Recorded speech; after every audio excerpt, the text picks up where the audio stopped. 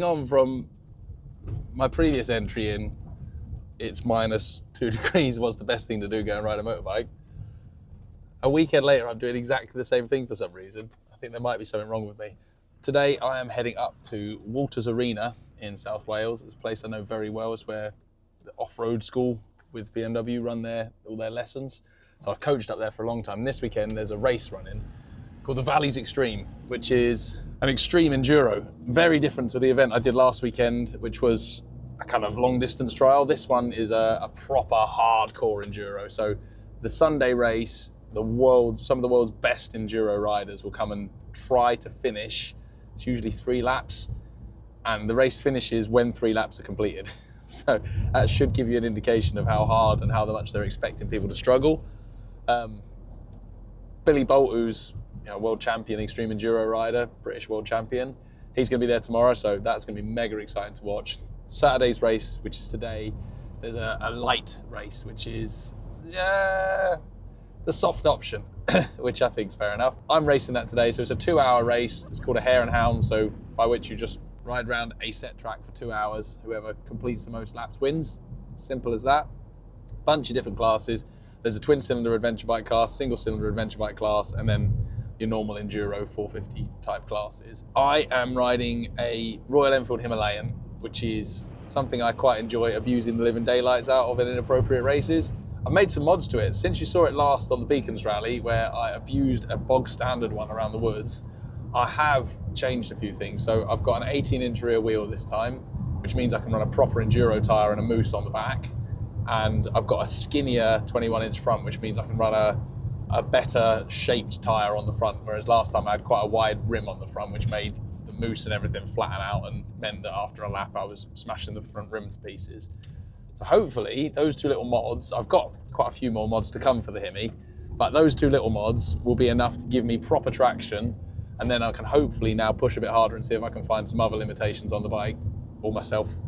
But really just an excuse to go out and have a blast.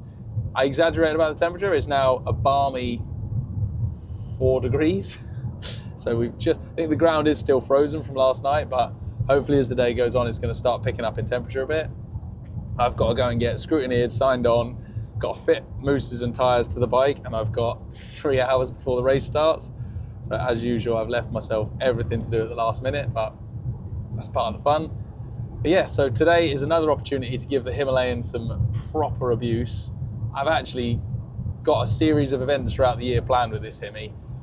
I've got a bit of an affinity with that bike. I really enjoy riding a 450 Himi. I helped develop the bike working sort of behind the scenes with Royal Enfield a bit. So I've got a little bit of a soft spot for it. And the one thing both generations of Himi, the early one and the new one, for me did well, is they were easy to ride and they kind of just plodded their way through any terrain you pointed at. Not particularly gracefully, but they did it. I think that's what's made me want to do more and more and see what I can push this thing to. So without going mad and throwing every rally accessory in the catalogue at it, I'm just trying to do a few tweaks throughout the year, a few small things, a few clever things. Hopefully, they'll be the bits other people help with. Just to try and get a little bit more potential out of the bike, because I think it's got potential to be a really, really fun little bike. And if it's as bulletproof as the last one was, and if it's as bulletproof as it's been so far, we're going to have a lot of fun with that Himi. So I'm going to now run around like a mad thing, fit tyres, get signed on, get scrutineered, and I'll see you on the start line.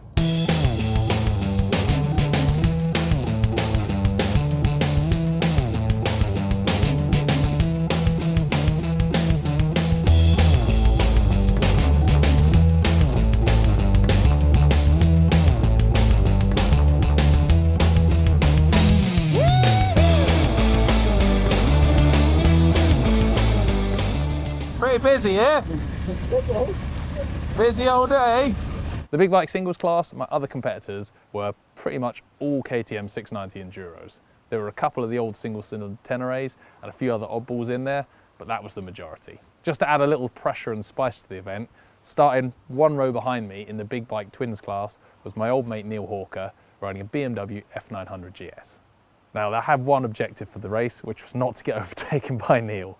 They actually gave us a slight head start in the singles, so he probably had a minute or so on him, but it would have broken my heart if Neil had passed me on that big old twin-cylinder Beamer. So all I had in my head was get gone, get out of the way, and do not let Nanny Hawker catch me up. All right, this is it. This is the start.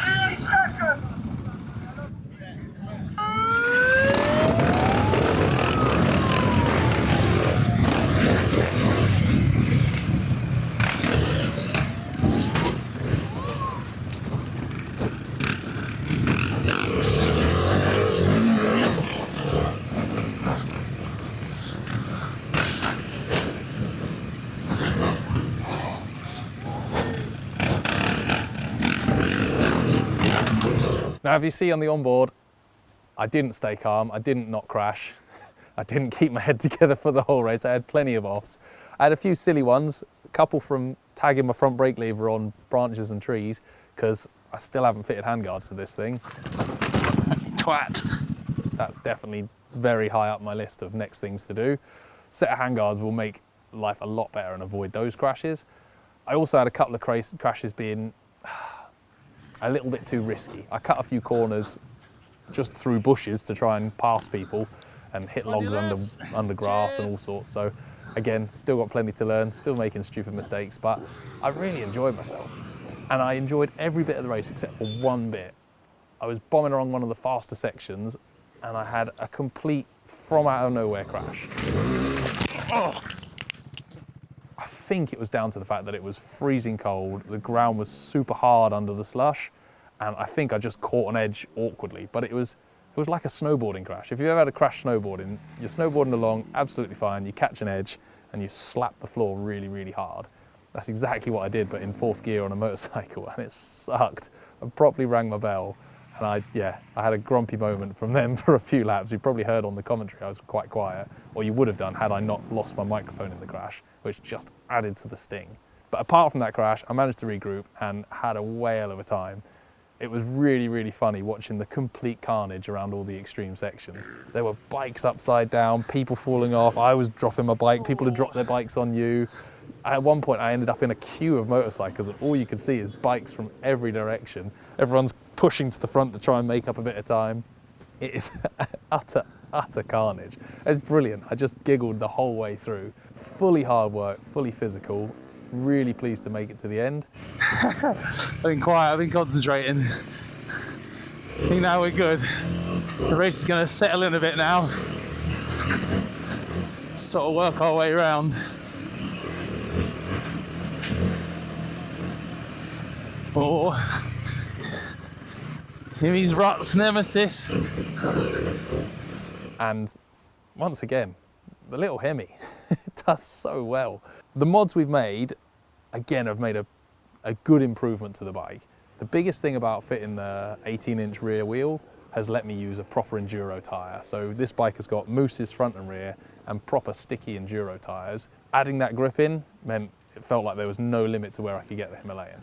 Then on top of that little bit extra ground clearance. So I think I've got about 20 mil extra ground clearance, which doesn't sound like a lot, but you've only got to hit something a bit, if you know what I mean. I only need to miss things by 2 mil for it not to be hitting things, which sounds like stupid logic, but that 20 mil has been enough that I probably only tagged my pegs once or twice a lap, whereas previously it would have been once or twice every section. It was constantly dragging its belly.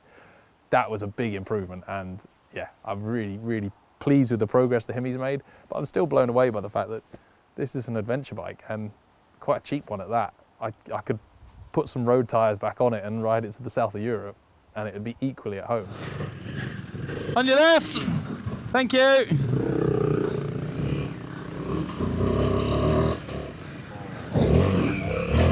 Oh, look at the slop! So I did change to an enduro tyre on the back. So I put an 18-inch wheel in so I could run an enduro tyre. I'm very grateful I did. It's going to make life much easier for the rest of this race. So a massive thank you to Valleys Lite for having us for the event. It was properly awesome. It was one of the toughest races I've done on an adventure bike so far, and I properly enjoyed every minute. can hear something big behind me. I bet it's Neil.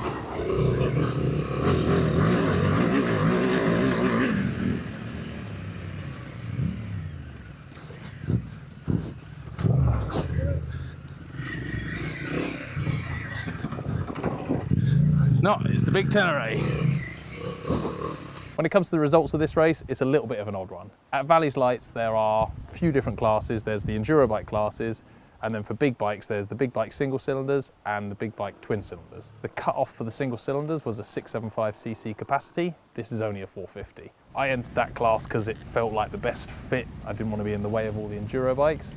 I did win that class in the end, which I didn't intend to do. I didn't even think I would do, being that I was racing against a bunch of KTM 690 enduro bikes, which are, yeah, okay, they're over 675, but they are phenomenal off-road bits of kit, which left me in a bit of an awkward position because I finished, sort of loaded my bike away and realised I'd won. I didn't want to be that guy that had cheated and entered the class on the wrong bike. So I went and spoke to the organisers, explained the situation to them, said, look, I won, but actually I know I wasn't on the bike as per the rules. So we both agreed that, yeah, best thing was to just take me out of the results, put me in with the enduro bikes and leave the big bike singles podium free from bikes that were under 675cc, which I was a bit gutted, but it makes total sense. And I didn't want to be that guy who'd squeezed his way around the rules just because he felt his bike didn't fit in that class.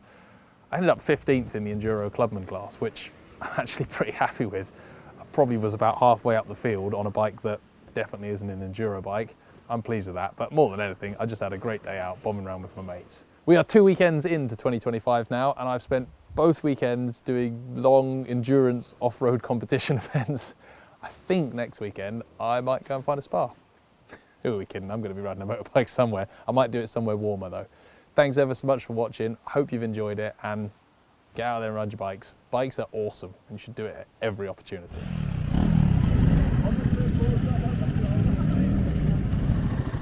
Big bike. Put it on the Hemi. Hey. Well done, Butch. Thanks, buddy. Good job today.